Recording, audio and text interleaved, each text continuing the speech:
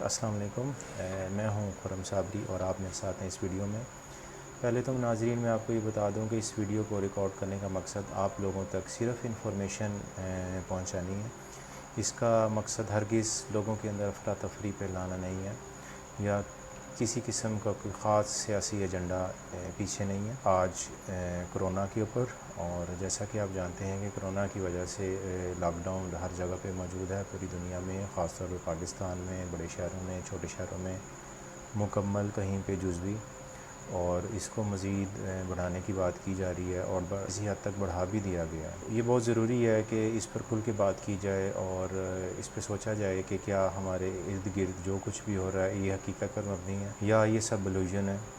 اور اس lock down کے ہماری زندگی پہ اب کیا اثرات ہیں کہ ہم سب گھروں میں قید ہیں، اور لاک ڈاؤن کھلنے کے بعد ہماری آنے والی زندگیوں پہ، ہمارے بچوں کی آنے والی زندگیوں پہ اس کے کیا حالات ہوں گے۔ کوئی بھی انفارمیشن آپ کو لگے کہ یہ ٹھیک نہیں ہے تو آپ اس کی خود ریسرچ کریں، کیونکہ ہم لوگ اب اس سٹیج پہ نہیں ہیں کہ ہر شخص آ کے ہم لوگوں کو ڈکٹیٹ کرے اور ہمیں بتائے کہ کیا ٹھیک ہے کیا ٹھیک نہیں ہے۔ تو لہٰذا ہم سب کو اپنی اپنی ڈیوٹی نبھانی ہے اور سچ کی تلاش میں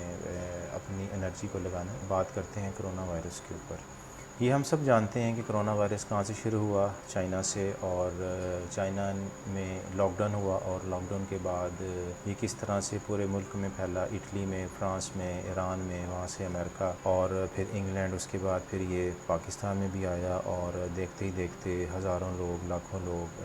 اس کا شکار ہوتے چلے گئے، لاکھوں اموات چلی گئیں، اور کچھ سمجھ میں نہیں آ رہا کہ یہ جو عالمی وبا ہے یہ کتنی دیر یہاں پہ موجود رہے گی اس دنیا میں، اور کتنے لوگوں کو انفیکٹ کرے گی۔ اور اسی کے پیش نظر پوری دنیا کے اندر لاک ڈاؤن لگایا گیا، کہیں پہ آہستہ آہستہ ختم کیا جا رہا ہے، کہیں پہ سخت کیا جا رہا ہے، جیسا کہ پاکستان میں بھی مختلف شہروں میں، مختلف صوبوں میں اس کی مختلف صورتحال ہے۔ تو اس چیز کو دیکھنے کی ضرورت ہے کہ آیا کیا یہ کرونا وائرس واقعی میں ہے یا یہ مین میڈ وائرس ہے، یا تو قدرتی طور پہ بنا ہے، اور اگر یہ قدرتی طور پر بنا ہے، یا قدرتی طور پر اس کائنات میں یا اس ہمارے ماحول میں یا کسی جانور میں موجود تھا، تو وہ کس طریقے سے ہم تک پہنچا، اس کے بارے میں بھی کافی ڈیٹیلز آپ لوگوں کو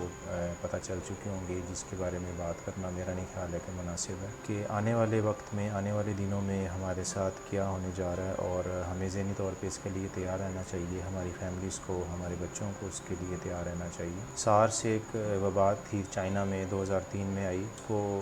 کووڈ-19 اس لیے کہا جاتا ہے کہ یہ سارس کی کنڈیشن سے ریلیٹڈ ہے۔ سارس 2 کا اس کو نام دیا گیا۔ سارس 2 ایکچولی کنڈیشن ہے، اور اس کنڈیشن میں آپ کی جو سانس لینے کی صلاحیت ہے وہ آہستہ آہستہ ختم ہوتی ہے اور آپ کی ڈیتھ ہو جاتی ہے۔ تو CO stand for condition, VI stands for virus, D for disease, 2019۔ COVID-19 کے نام کے پیچھے جو معاملہ ہے وہ سارس کی کنڈیشن کا ہے، وائرس ہے، ڈیزیز ہے، اور 2019 میں اس دنیا میں وقوع پذیر ہوئی۔ اب دیکھنا یہ ہے کہ آیا یہ سارس سے ریلیٹڈ ہے یا نہیں ہے۔ تو ابھی تک کی رپورٹس کے مطابق جو کرونا کا وائرس ہے وہ سارس سے 80% اس کا جو جینیٹک سیکوینس ہے وہ ملتا ہے۔ آپ کو میں ایک دلچسپ بات بتا دوں کہ انسانوں کا جو جینیٹک سیکوینس ہے وہ چمپینزی سے 96% ملتا ہے، 96% ہے۔ اس کے باوجود بھی چمپینزی ہے اور انسان انسان ہے۔ تو ہم یہ کس طرح سے کہہ سکتے ہیں کہ ایک جینیٹک سیکوینس جو صرف ایک پرانے وائرس سے 80% ملتا ہے، آپ اس کو اس فیملی سے ریلیٹ کرتے ہیں؟ پہلا سوال تو یہ ہے۔ اور دوسرا سوال یہ کہ کیا اس وائرس کو ابھی تک آئسولیٹ کیا گیا ہے، اور کیا اس وائرس کو کسی دوسرے لیونگ ہوسٹ میں، بندروں میں یا چوہوں میں انجیکٹ کیا گیا ہے، اور انجیکٹ کرنے کے بعد اس کو دوسرے جانوروں میں ان کے اوپر اس کے کیا اثرات ہیں اس کو اسٹڈی کیا گیا ہے؟ تو اس کا جواب ہے کہ نہیں، ابھی تک سائنسٹیفکلی اس کرونا کے جراثیم کو آئسولیٹ نہیں کیا گیا، اس کو کسی لیونگ ہوسٹ میں انجیکٹ نہیں کیا گیا، اور اس کے اثرات کا ابھی تک جائزہ نہیں لیا گیا۔ تو ہم یہ کیسے کہہ سکتے ہیں کہ فلاں بیماری یا وہ کھانسی کی ہے، یا نزلے کی ہے، یا وہ سانس کی ہے، یا وہ ریئر کیسز میں اسکن الرجی ہے، یا کچھ اور، یہ کرونا کی وجہ سے ہے، اس کے بارے میں کچھ بھی نہیں کہا جا سکتا۔ تو یہ ایک سوال جو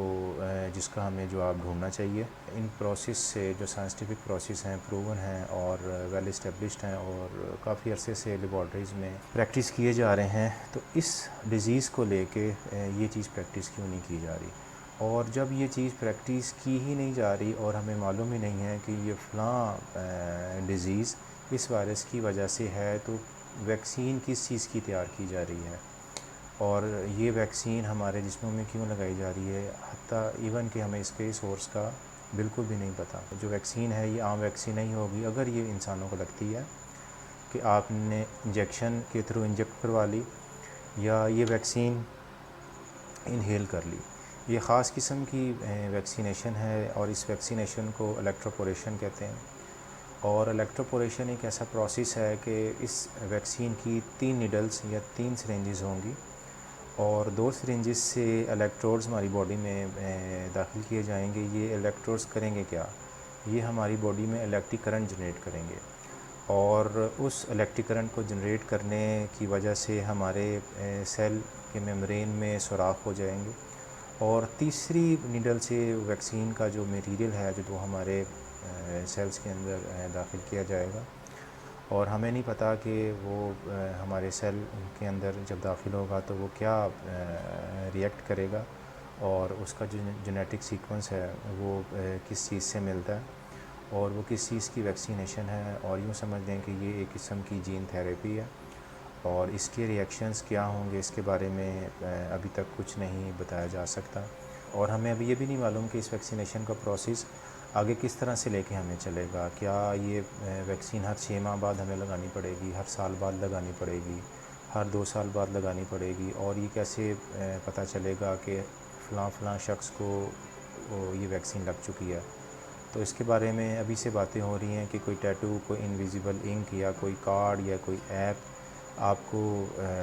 تھما دی جائے گی یا آپ کے جسم پہ کوئی ٹیٹو انویزیبل لگا دیا جائے گا کہ جس کو دکھا کر کے اب پتہ کیا جا سکتا ہے کہ آپ ویکسینیٹ ہیں یا نہیں ہیں، اور یہ ایک قسم کی بہت ہی خوفناک سی صورتحال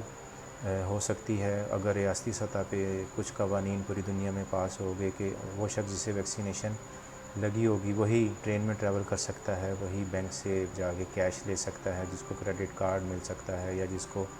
لیز پہ گاڑی مل سکتی ہے۔ ایون کہ کچھ ایسی خبریں بھی آ رہی ہیں کہ نیو یارک کے اندر کہ ہر وہ بچہ جو ویکسینیٹ ہوگا اسی کو اسکول میں داخلہ ملے گا اور اس کو ایک خاص قسم کا بینڈ دیا جائے گا، اور جس بچے کو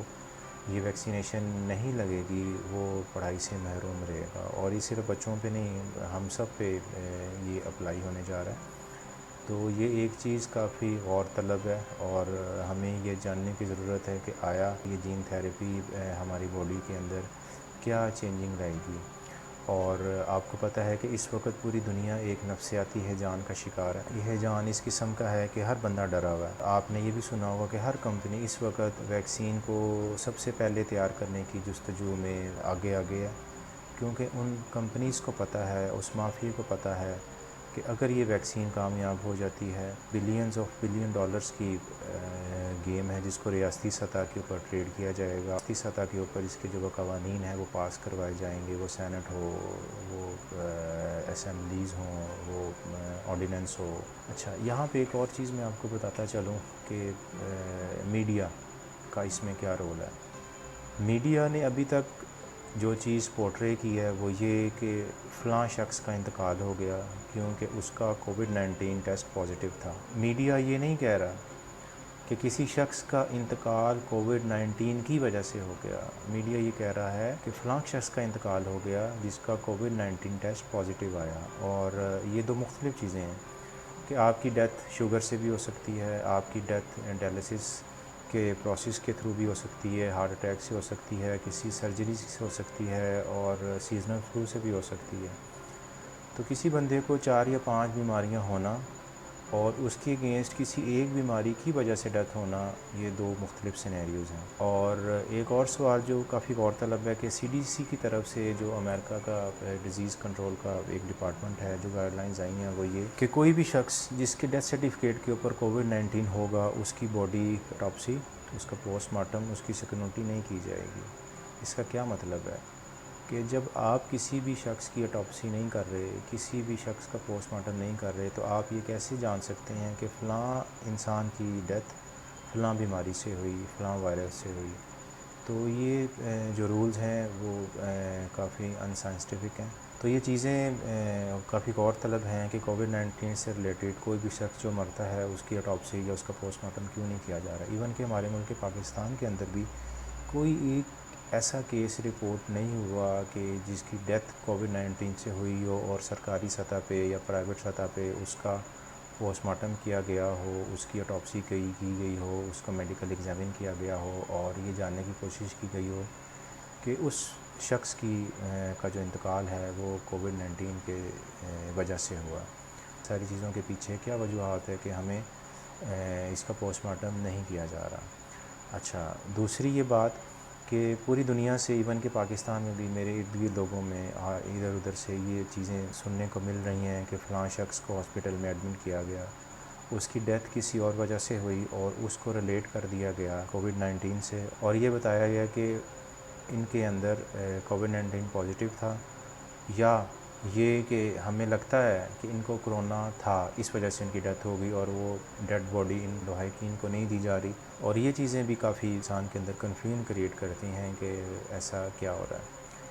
اچھا، اس کے علاوہ ایک اور اصطلاح جو اس پینڈیمک کے اندر ہمیں سکھائی جا رہی ہے اور ہمارے نفسیاتی طور پہ ہمارے دماغوں کے اندر یہ داخل کی جا رہی ہے کہ سوشل ڈسٹینسنگ.